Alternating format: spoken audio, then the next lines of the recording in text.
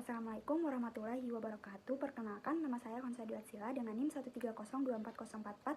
Pada kesempatan kali ini saya akan mempresentasikan hasil karya tulis ilmiah dari kelompok saya yang berjudulkan pemanfaatan minyak jelantah sebagai sumber energi alternatif untuk charging station kendaraan listrik.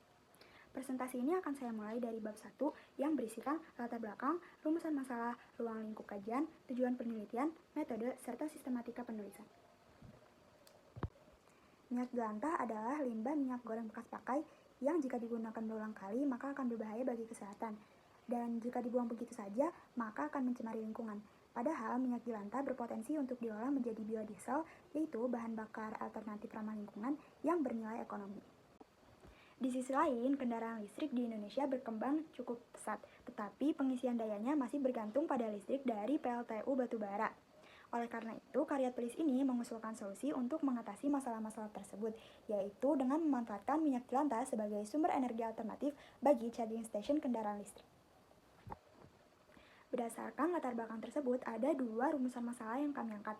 Yang pertama, bagaimana pemanfaatan minyak jelantah sebagai sumber energi alternatif yang dapat diolah untuk menghasilkan daya listrik.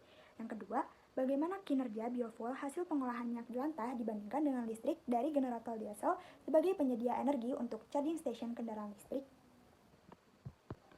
Ruang lingkup kajian dalam penelitian ini meliputi kandungan senyawa kimia dalam minyak jelantah, kemudian proses konversi minyak jelantah menjadi biofuel, dampak lingkungan dari pemanfaatan biofuel, serta efisiensi energi listrik yang dihasilkan dari generator biofuel. Kemudian, tujuan dari penelitian ini adalah pertama, untuk menentukan kelayakan minyak jelantah sebagai sumber energi alternatif bagi kendaraan listrik, dan yang kedua, untuk membandingkan efektivitas energi listrik yang dihasilkan dari biofuel minyak jelantah dengan generator diesel yang biasa digunakan pada saat ini. Metode dan teknik pengumpulan data. Penelitian ini menggunakan metode deskriptif analitif dengan teknik pengumpulan data, studi literatur atau studi pustaka. Artinya, kami menganalisis berbagai sumber ilmiah yang relevan untuk menggali potensi minyak jelantah dan aplikasinya dalam sistem energi alternatif. Kemudian, sistematika penulisan karya tulis ini disusun dalam bab-bab. Bab yang pertama berisi latar belakang, rumusan masalah, ruang lingkup, tujuan, metode, dan sistematika penulisan. Kemudian, bab yang kedua membahas teori-teori tentang pemanfaatan minyak jelantah sebagai biofuel.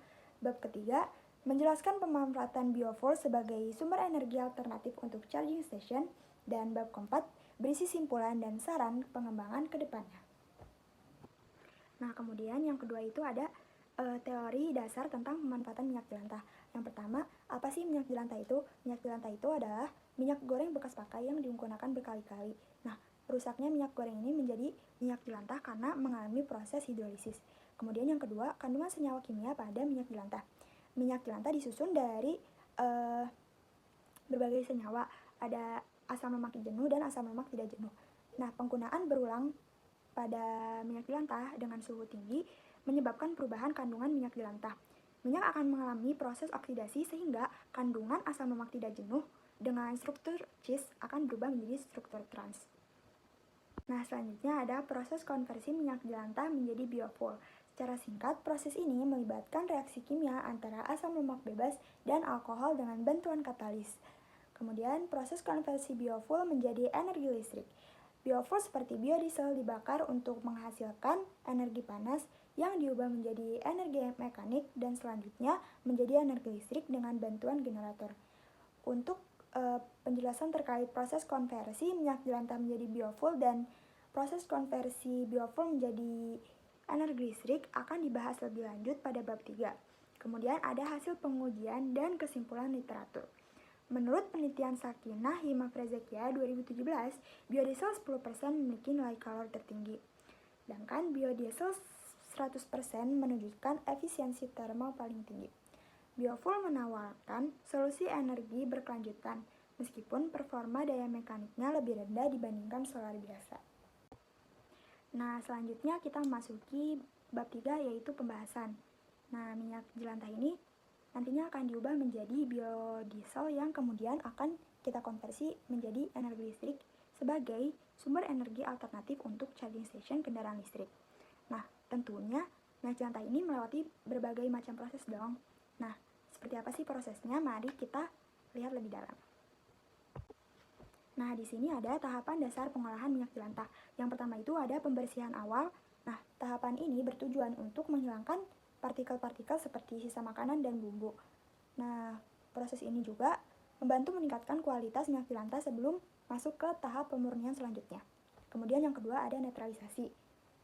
Nah, minyak jelantah dinetralisasi dengan larutan basa seperti NaOH atau KOH untuk mengurangi asam lemak bebas. Nah, tahapan ini mencegah pembentukan sabun yang dapat menghambat pemisahan biodiesel dan gliserol.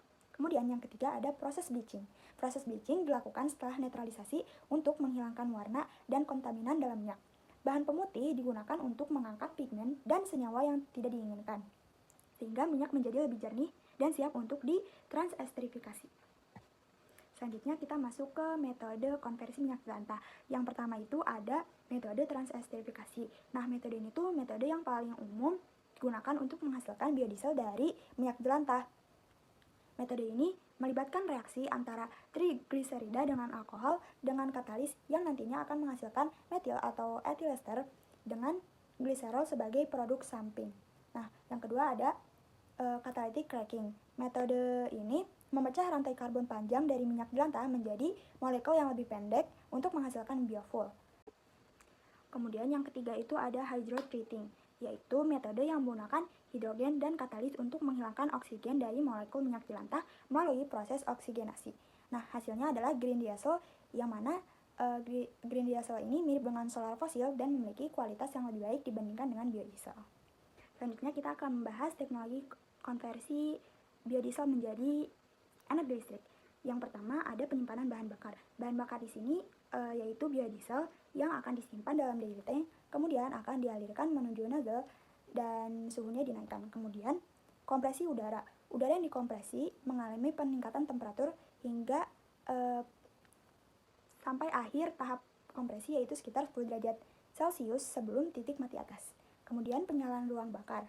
Bahan bakar biodiesel bercampur dengan udara yang panas di dalam silinder yang secara otomatis akan menimbulkan ledakan. Nah, ledakan ini nantinya akan menggerakkan piston. Nah, gerak bolak-balik menyebabkan gerak rotasi pada poros engkol. Energi kinetik yang dihasilkan dari gerak rotasi diubah menjadi energi listrik oleh generator sehingga terjadi gerak listrik.